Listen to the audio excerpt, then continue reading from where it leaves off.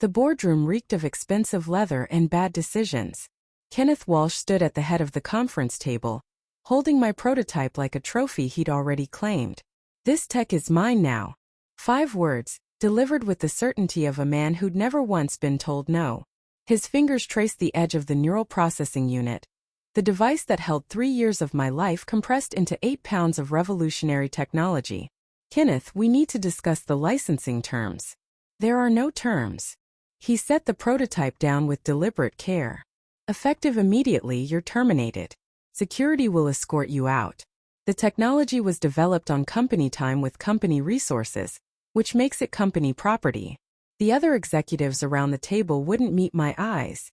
7 people who'd sat through every development meeting, every breakthrough presentation, every late-night crisis when the project nearly collapsed.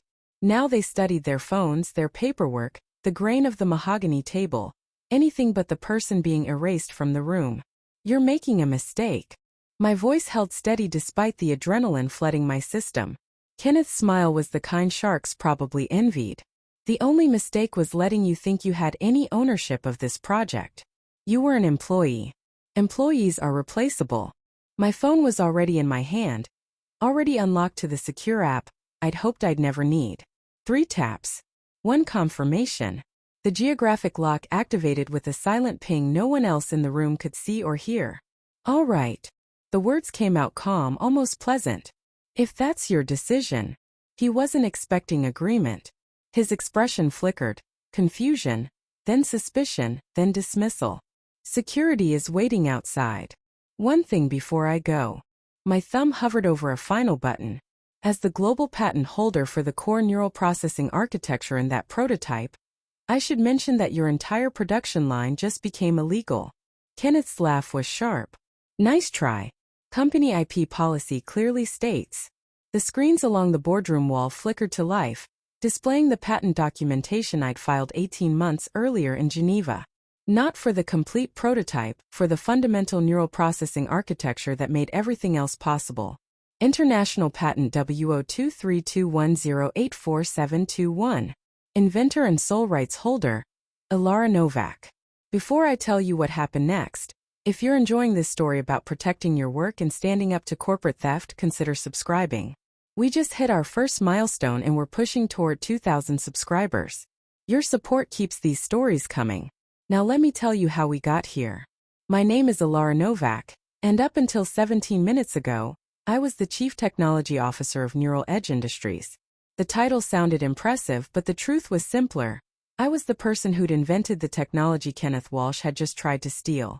My dad was a machinist, 40 years working in manufacturing plants across the Midwest, coming home with oil under his fingernails and pride in his craftsmanship. My mom taught elementary school in districts that couldn't afford basic supplies, buying markers and paper with her own money because she couldn't watch kids go without. They taught me that creating something meaningful mattered more than profiting from it. But they also taught me something equally important. Never let someone take credit for work you did with your own hands. That wasn't about money or status. It was about understanding that every person's contribution has value, that empathy means recognizing effort, and that humility doesn't mean letting others steal what you've built.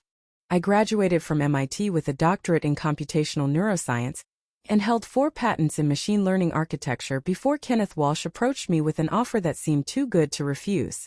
For 3 years we built, and somewhere in those endless nights of coding and testing, we created something revolutionary.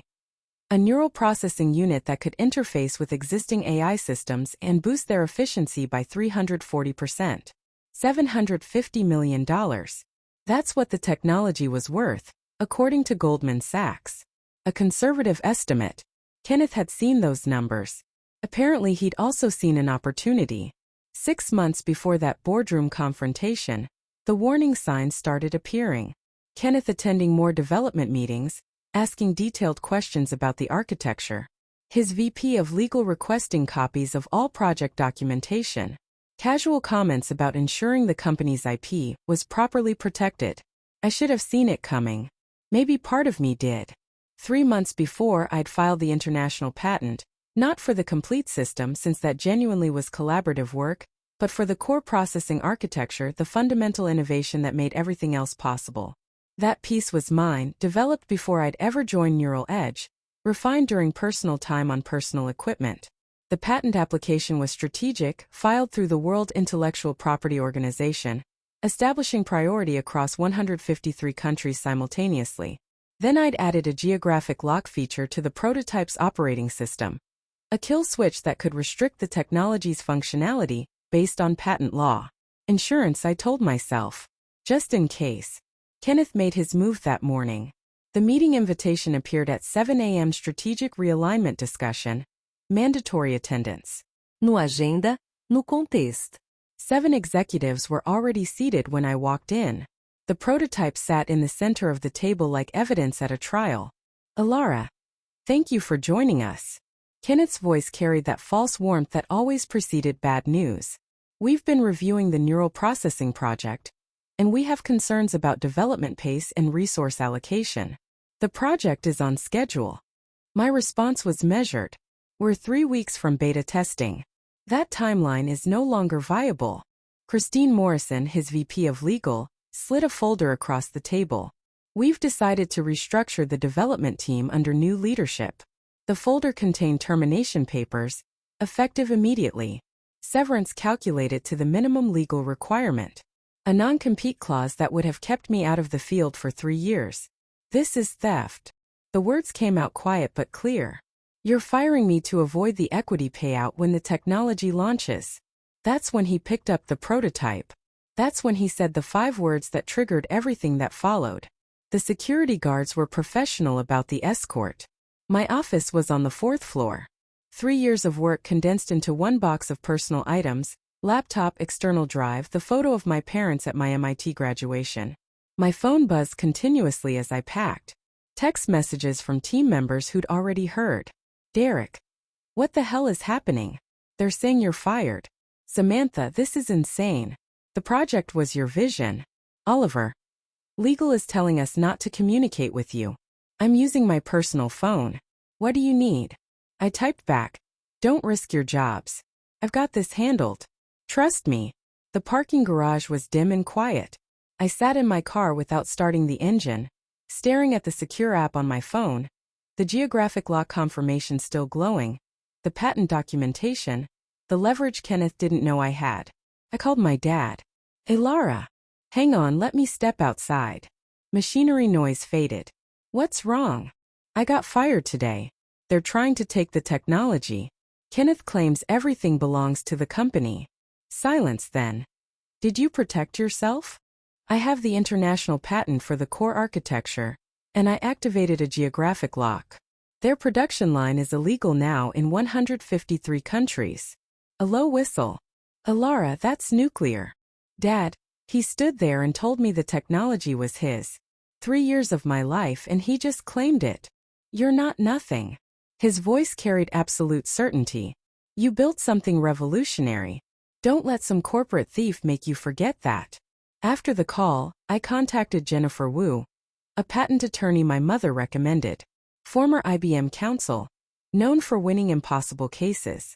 I read your paper on adaptive architecture last year, Jennifer said when I explained the situation. Brilliant work. Can you be at my office in 40 minutes? Jennifer Wu's office was everything you'd expect from a top-tier patent attorney. Books on intellectual property law, framed patents on the walls, photos with tech founders and innovators. She was mid-40s, sharply dressed, with a focused intensity that commanded attention. Show me everything. I walked her through it, the original architecture designs from before joining Neural Edge, the patent application and approval, the employment contract, the termination papers, the technical specifications showing how the core architecture enabled everything. Jennifer took notes, asking questions that cut straight to potential complications. The geographic lock. Explain how that works.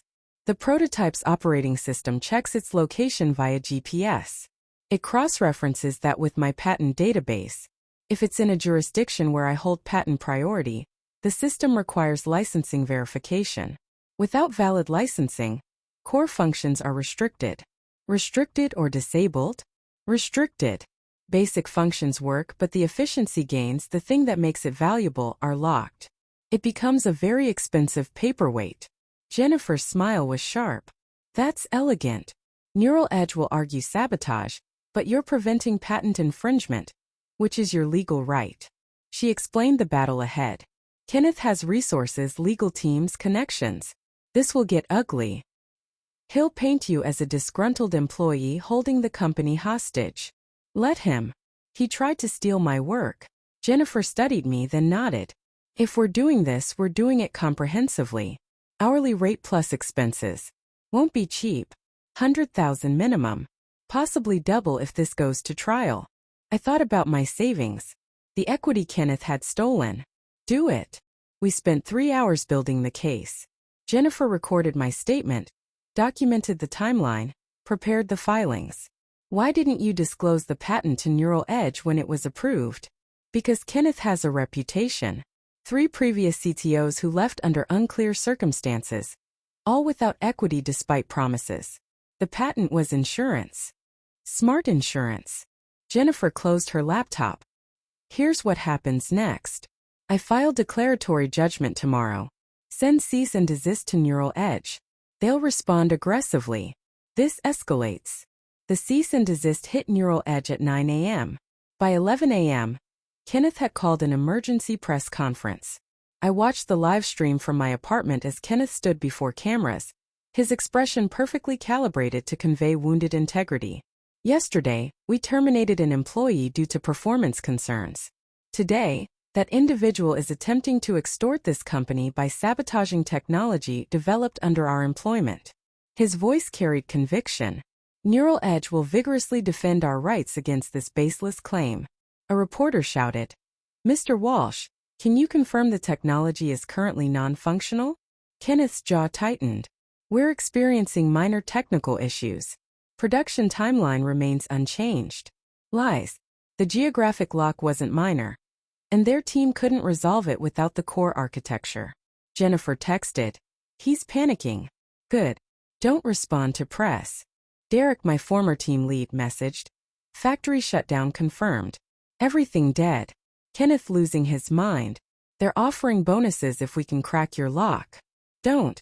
You'll be violating patent law. Already told the team. Your work, your rights. The next 48 hours blurred into legal documentation and strategy sessions. Kenneth hired Whitmore and Associates, one of Boston's most aggressive firms. Their first move was filing an emergency injunction to force me to remove the geographic lock. Jennifer had anticipated it. Our counterfiling included documentation of Kenneth's statement. This tech is mine now. Recorded by the boardroom's own transcription software, evidence of wrongful termination, and a timeline showing the patent predated any employment contract. The emergency hearing was Thursday. Judge Martha Brennan presided. A woman in her 60s with a reputation for no-nonsense efficiency and zero patience for corporate games. Kenneth's lawyer, Thomas Whitmore, was silver-haired confidence in an expensive suit. Your Honor, this is straightforward employee sabotage. Miss Novak was terminated for legitimate reasons. In retaliation, she activated a kill switch on company property. We seek immediate injunctive relief. Judge Brennan turned to Jennifer. Miss Wu. Your Honor, this is patent protection, not sabotage. Miss Novak holds an international patent for the core architecture. Neural Edge attempted to claim ownership by terminating Miss Novak and declaring the technology company property. The geographic lock prevents patent infringement, which is Miss Novak's legal right. Whitmore jumped in. The employment contract clearly states all work product belongs to Neural Edge. Jennifer slid documents to the judge. The patent application includes dated documentation showing the core architecture was developed before Miss Novak's employment. The contract can't retroactively claim rights to pre-existing intellectual property. Judge Brennan read carefully. The courtroom was silent except for rustling papers. Finally, she looked up. Mr. Whitmore, does your client dispute the patent filing date? Whitmore hesitated. No, Your Honor, but... Then Miss Novak has valid patent rights. Judge Brennan's tone sharpened. You're asking me to force the patent holder to enable infringement of their own intellectual property. That's not how patent law works. Your Honor, Neural Edge has invested millions. Ms. Novak's actions are causing irreparable harm. Did your client attempt to negotiate a licensing agreement before this dispute? Silence. Did your client acknowledge Ms. Novak's patent rights and seek terms for using the protected architecture? More silence. Judge Brennan closed the folder. Motion for emergency injunction is denied. If Neural Edge wishes to use technology incorporating Ms. Novak's patented architecture, they can negotiate a licensing agreement. This court will not compel patent infringement. The gavel came down. Kenneth's face went through several shades of red.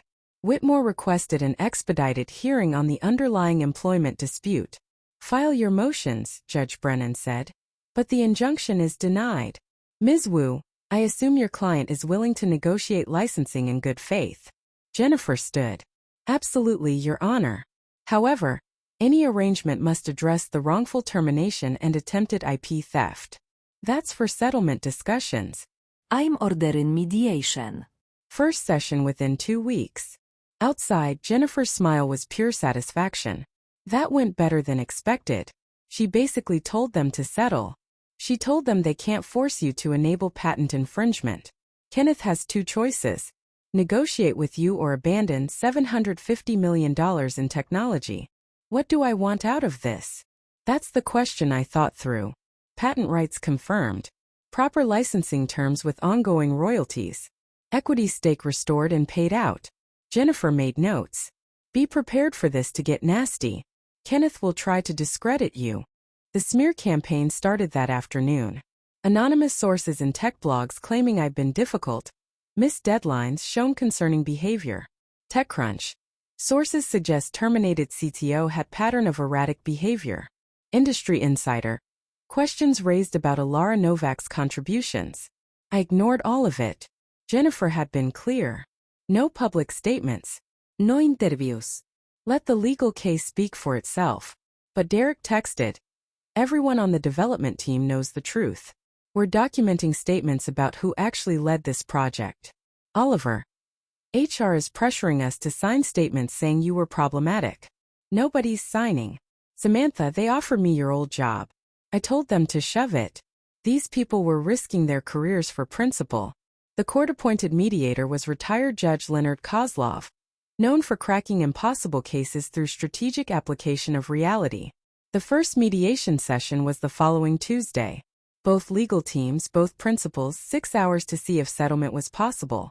We sat in separate rooms while Kozlov shuttled between us, carrying offers and counteroffers. His first visit. Neural Edge is offering $2 million for full patent assignment and release of all claims. Jennifer didn't look up. No. That's your entire response? Judge Kozlov, the technology is valued at $750 million. My client holds the core patent. $2 million is insulting. What's your counter? Patent rights remain with Ms. Novak. Neural Edge receives exclusive license for 10 years with 8% annual royalties on gross revenue. Ms. Novak's equity stake restored and paid out at current valuation. Additional $5 million for wrongful termination. Kozlov wrote it down. They're going to say that's unreasonable. Then they can explain to shareholders why they're abandoning $750 million, because they tried to steal it and failed. The back and forth continued for hours. Each offer slightly better but never approaching reasonable. Kenneth was playing war of attrition. The final offer. $15 million for patent assignment. For percent royalties for 7 years, half the equity restored. He's moving, Jennifer noted. But not enough. Tell him no. Kozlov returned looking tired. Miss Novak, Mr. Walsh asked me to remind you that litigation is expensive and uncertain. He can outspend you 10 to 1. Judge Kozlov, please tell Mr. Walsh that I grew up watching my dad work with his hands for 40 years, and my mom spent her own money on school supplies for kids who had nothing. I understand the value of work. I understand fairness. And I understand that some things matter more than money. He won't like that answer. I don't need him to like it. The mediation ended without settlement. Second session scheduled for 3 weeks out. Outside, Jennifer was quiet until we reached her car. You did good. Kenneth's used to people folding. You didn't. What's my walkaway point? $20 million for patent assignment, or keep the patent and license exclusively at 6% royalties for the life of products using the architecture. Full equity stake restored and paid out. $10 million for wrongful termination and reputation damage. Jennifer whistled. That's aggressive. That's fair. The technology is worth $750 million. I'm asking for less than 5%. Kenneth would pay his investment bankers more. He'll never agree. Then we go to trial and I win because the patent is clear, the theft is documented, and his own boardroom recorded him claiming my invention. The second mediation 3 weeks later opened with different energy. Kenneth looked like he hadn't been sleeping. Kozlov's first visit carried a real offer. Patent assignment for $25 million.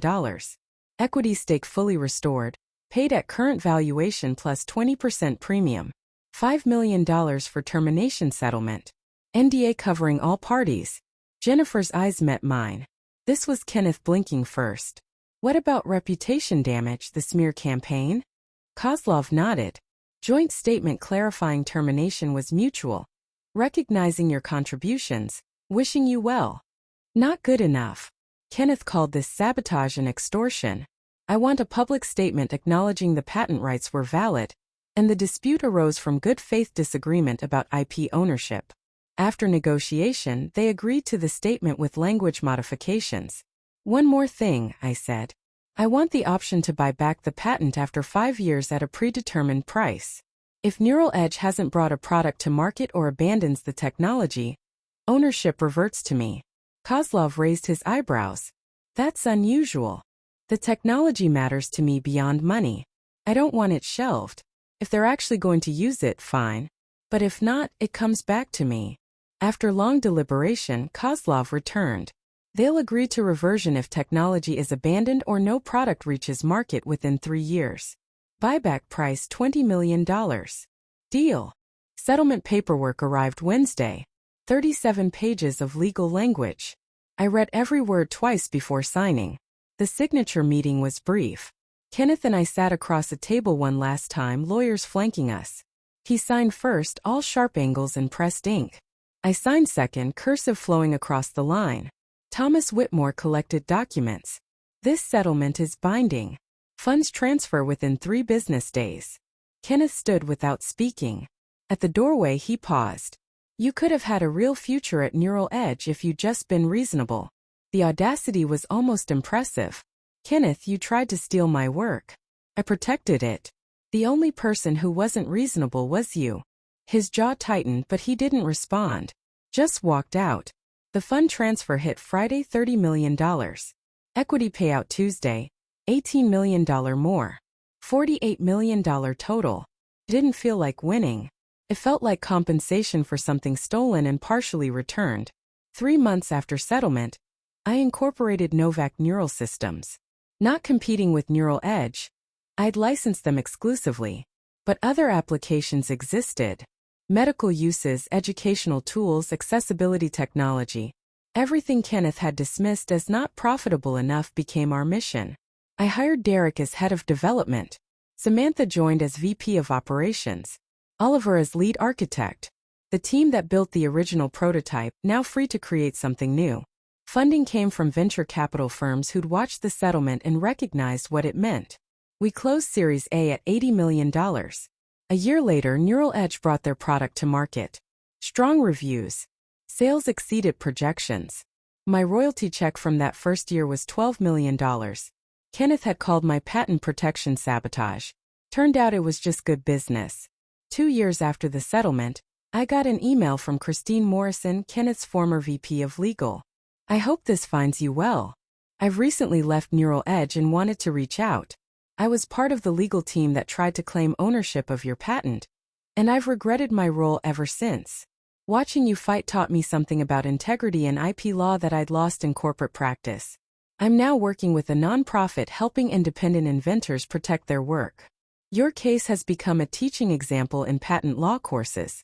Thank you for not backing down. Christine. I responded offering to help with expert testimony and case studies for protecting independent inventors. That partnership led to a pro bono program. Novak Neural Systems began offering patent support to independent inventors who couldn't afford traditional legal protection. Jennifer Wu joined as consultant. The program helped 47 inventors in its first year. Small interventions preventing people from losing their life's work. Kenneth's story took a different path. Neural Edge's board forced him out 18 months later, claiming he'd mismanaged company IP and exposed them to unnecessary legal risk. He landed at another company within months because men like Kenneth always do.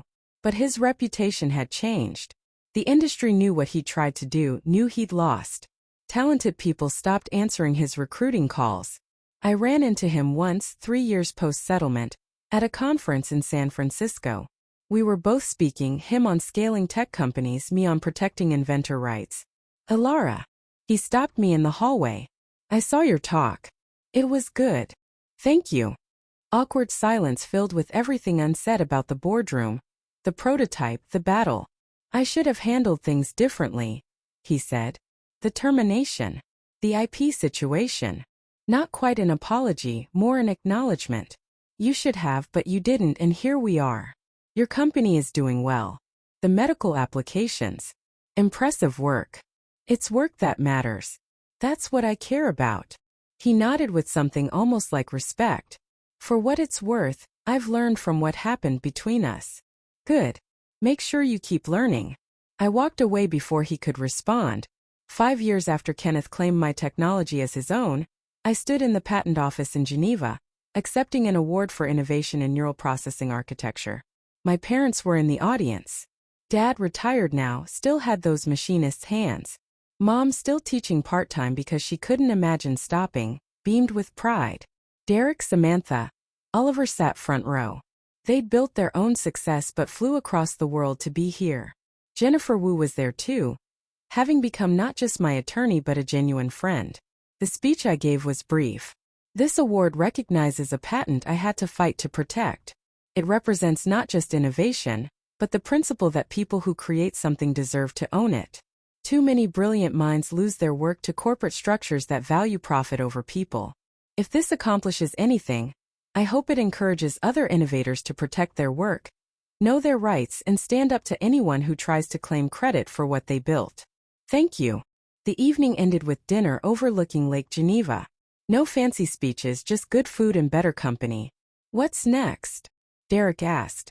You've conquered the patent world, built a successful company, changed an industry. What's the next mountain? More of the same. Better applications, better protections, better systems that make it harder for people like Kenneth to steal from people like us. That's going to take a while. Good thing I'm not going anywhere. My phone buzzed. Royalty payment from Neural Edge for Q4. $8.3 million. 5 years of payments showing no signs of slowing down. Kenneth had tried to take everything. Instead, he'd given me a foundation to build something bigger than either of us had imagined. The geographic lock I'd triggered had become symbolic. Boundaries matter. Rights matter. Protecting your work isn't sabotage, it's survival. And sometimes, when you stand your ground against someone who thinks they can take what's yours, you don't just survive. You build something that lasts. If this story meant something to you, if you've ever had to fight to protect your work, or if you believe innovation should be respected and compensated fairly, subscribe to this channel. We're building toward 2,000 subscribers, creating a community that values creators over corporations, substance over theft. Your subscription helps us keep telling these stories. Thank you for being here.